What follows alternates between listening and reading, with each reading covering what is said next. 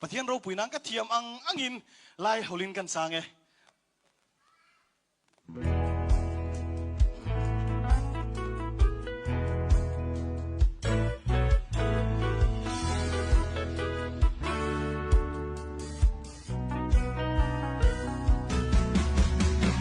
tâm vi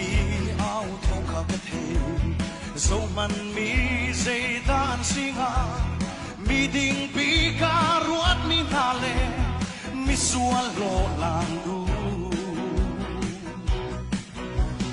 mi bu maya kan boy sisu thin lung re thei ngai na di ang thin nun nak áo thong chu mi nu kan zela hel halen sual kwal dua to na ki na khat mi boy pa minu lung in kan chep lai mo nang ni kan chim tua suang tua pal lo mi ding mini chep ma sa se mi suang nu chu se ya chim kho lo thi nang lo lung dong in na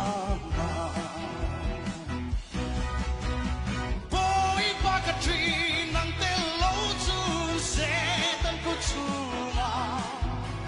si su kong hal na tua chung si su nia kami mi suang lu ka wal tua an chim ko lai pathian ko na chung chu kasot ngam lo minu mai chu sual na krua nga thir le angi se ya chin ko lo thi na lo lung dong ina nga ro san o dang ngai ti lo bom tu ngei lo vin mi sual lu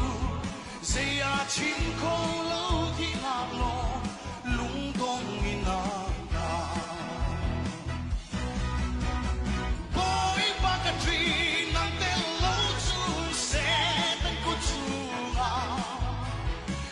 su tot na kong hal na tua chung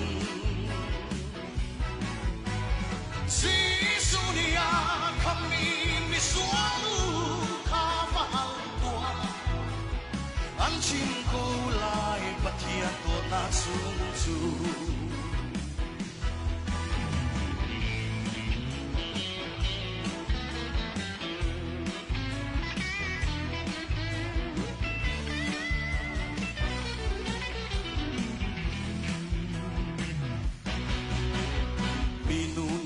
sual tampi kehi boy pa na maya katirve setan ku thi na tinungi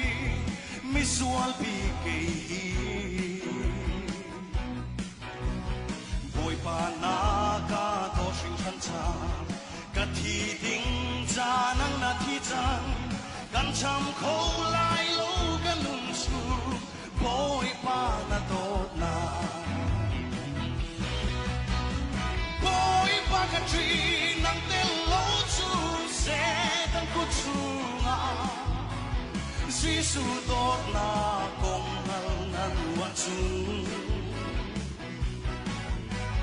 si su nia kami mi sualu ka wal tua an chim ko lai pathian to na sum chu boy pa ka tree se tan ku chunga Giêsu tot na kong hal na tua chung Giêsu nia kami mi sualu ka wal tua